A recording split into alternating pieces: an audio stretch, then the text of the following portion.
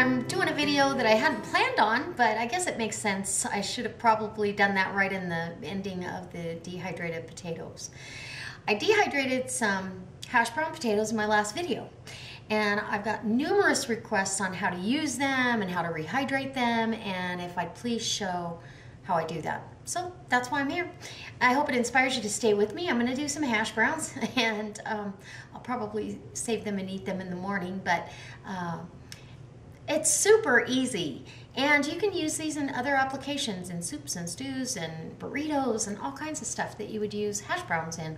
So they're just potatoes, nothing more, nothing less. Okay, so head over to my Facebook page, hit that like button, and maybe even go over and visit Wild Tree, because I'm probably going to use some Wild Tree seasoning on this. All right, guys, let's go make some hash browns. Okay, so what I've got is I've got a 1 cup measuring cup, a 1/4 cup measuring device, and I've got my dehydrated potato shreds, and these were the ones that I did in my last video that I got the 6-pound bag at Costco, and then all I did was thaw them out and dehydrate them. I got a message from one of my YouTube buddies that they don't even let them thaw, they just put them on there frozen, which I would have done, but mine had kind of partially thawed, I think, in the car and kind of lumped together in a lump, so I wasn't able to do that. So I'm just going to put down, we're going to do a 1/2 cup. So here's 1/4 cup, and there's a 1/2 cup, and that should be plenty for a serving.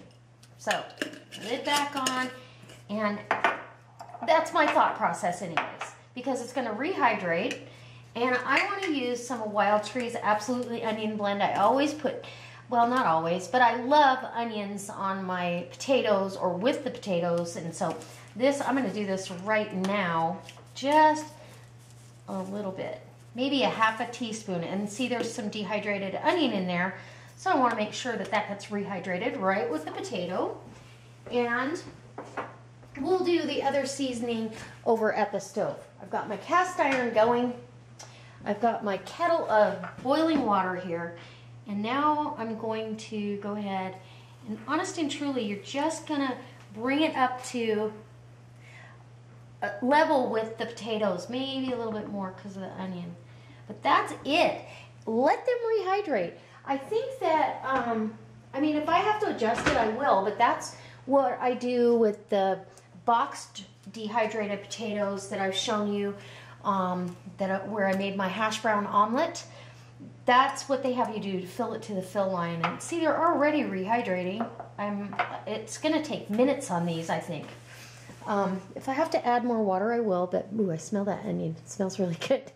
So let me get a fork and see how they're, yeah, see, they're already rehydrating really nicely. I'm going to give this 5 minutes. I don't think it's going to take any longer than that. The water's already gone. And so, who knows? It might, I mean, I've used these for a long time, and I really like the way they come out, so I'll let you be the judge, and we'll move on. I'll bring you back when they're all rehydrated, and we're getting ready to cook them. Okay, we're over at the stove. I've got the skillet is warm. It's not screaming hot, but it's warm. I got a pot of beans on this other side I need to give a stir quickly. You know that's going to be good. Oh, you're going to stay tuned for that recipe. Okay, so I'm going to use the natural, actually the natural grapeseed, natural butter flavor from Wild Tree. And just put a little zhuzh down, going on there. When that ripples. Now these potatoes are a little bit different because they're pretty much cooked. You're just browning them. So you're going to put this down and leave it alone. It's not going to be just like homemade hash browns, but you don't want to break them up till they're mashed potatoes. Okay, if that makes sense to you. But you could make potato pancakes with these. I put them in burritos.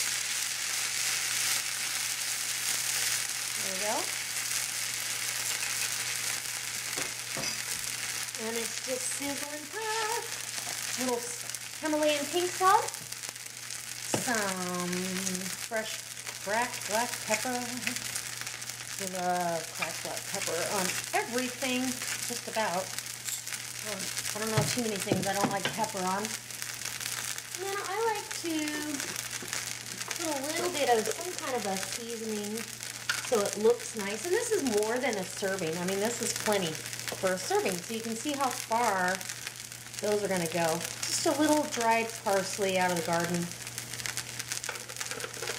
Turn your heat down to medium. We're not going to keep it till it's smoking.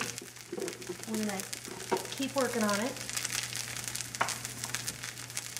And we're just going to keep moving until we're able to turn this and, you know, until it's brown. It's almost there, but I'm not going to turn it yet, okay? So I'm going to keep this going. I'll bring you back when I turn it over. So I've got you back over here. I'm ready to turn this, and I really just want to flip. Not the best flipper, I've said that before, so don't judge me on my flipping techniques. You see it's nice and golden brown. And if you think you need more oil, you can put some more oil under there. But for, you know, a food storage item or something that you're going to have on hand readily to just whip up some hash browns, who wouldn't want this? I'm pretty sure most everybody would love this. You can put some red pepper flakes down on there. And a little more seasoning.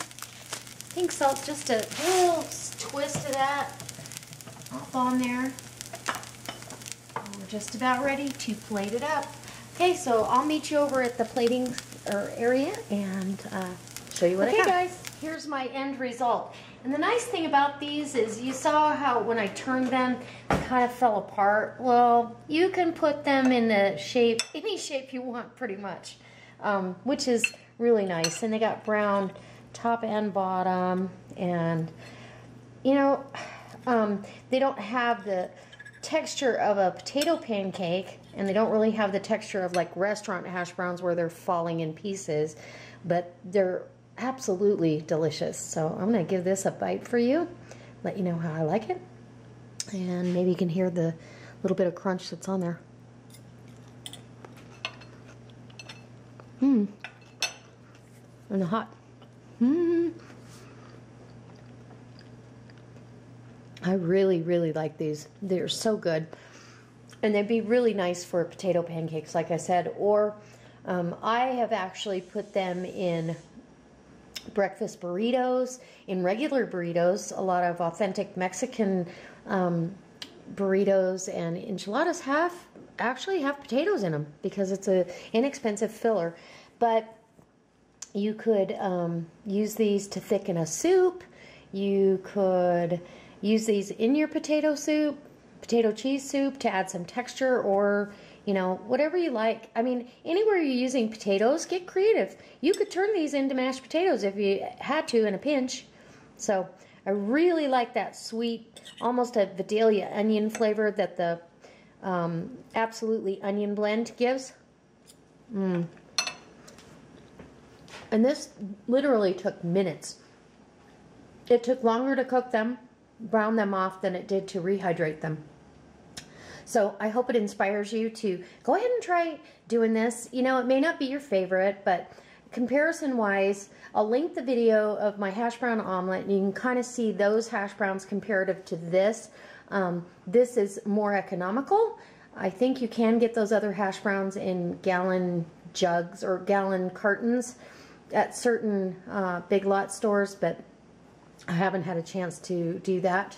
And but I use these quite frequently, so I thought I'm just going to do my own. Anyway, hope it inspires you, hope it brings you back, and I hope this lasts till breakfast. It's really good. All right, now I need an egg, and I'd have dinner. But I have dinner planned, so you guys are going to come along for that one too. All right, guys, as always, I'll see you next time, and God bless.